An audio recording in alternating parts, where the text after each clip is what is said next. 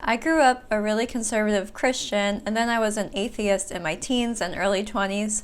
So how did I become a witch? In July 2016, life was not going great for me.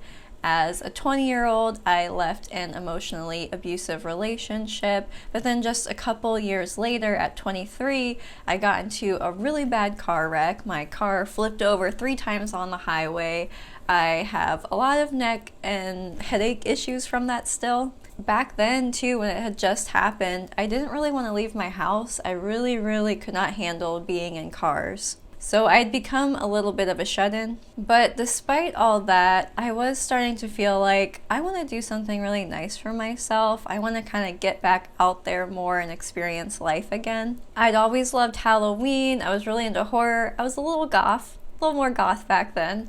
And I just wanted to have the best Halloween ever. But I didn't really know how to do that. So I got to Googling and discovered that in Salem, Massachusetts, they have a huge Halloween festival every year. If you don't know, Salem is where the witch trials happen, the famous Salem witch trials. You know, the whole, I saw Betty Proctor dancing with the devil in the woods. But really, it's a serious topic because people lost their lives because of the witch trials. And for a long time, the city of Salem didn't want to talk about it. They didn't want to be associated with this history. But in 1970, Bewitched, the popular show, filmed an episode there where Samantha saves everybody from being victims of the witch trials. Soon after that, Laurie Cabot opened up the first witchcraft shop in Salem, and slowly they got into this idea of being Witch City and totally embraced it. So I was down. I was like, yes, I'm gonna have the best kitschy, campy, touristy Halloween ever. But a month after planning my trip, I was at a really low place with my mental health.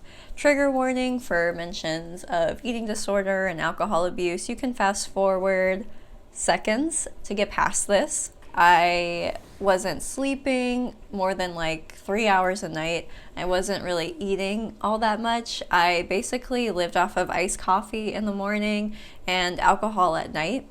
And it was not good. Looking back now, I can see I was trying to punish myself. And I think a lot of us do that. We have a lot of like pain and anger inside of us, but we can't really get it out. So we turn inward on ourselves. We take out these feelings of being unworthy and unlovable out on ourselves, even though we don't deserve it and it's not true. But because I had been researching cool things to do in Salem, I knew that witchcraft was a thing that people actually did, which was a total surprise to me. I thought it was not real. So since I was at this really low place, I was like, maybe I'll look more into this witchcraft thing. Yet again, I was Googling, looking around online for information, and I read something that had a really big impact on my life. But I can't remember who exactly said this or where I read it, but they were talking about how part of being a witch is viewing nature as sacred, is viewing life as sacred. I started thinking about how if life is sacred, if nature is sacred,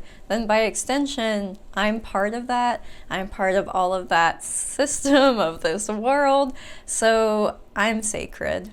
And taking care of myself is a sacred act. This was such a different way to view life for me.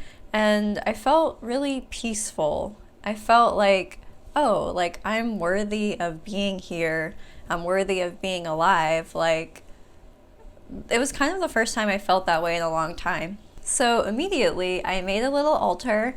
It's probably still the prettiest little altar I've ever made. Not gonna lie. It hasn't gotten better. And every night I would light a little chime candle and I would meditate with it, put on some witchy music, pull a tarot card, and just vibe. And pretty much immediately I started sleeping again, I started eating again, and it's been good since. And a month later, my trip to Salem was totally awesome. It totally felt like a spiritual pilgrimage. I participated in my first group ritual, I got a professional tarot reading, and the rest is history. But I do want to say that if you're struggling with mental health issues, spirituality isn't a replacement for that. You know, still go to a mental health professional. Like during all this, I was also going to a therapist, and you can do both. You should do both, right? Spirituality helped by adding some really powerful meaning into my life, some really beautiful meaning. But yeah, it's not the same thing as going to a mental health professional, so do both. And if you need to hear this, remember that you are sacred, you are worthy, you belong here, and taking care of yourself is a sacred act. If you want to get started or deepen your witchcraft practice, welcome. Let me know in the comments if there's any specific topics you want me to cover. And thank you for watching. Thank you so much. And I'll see you next time.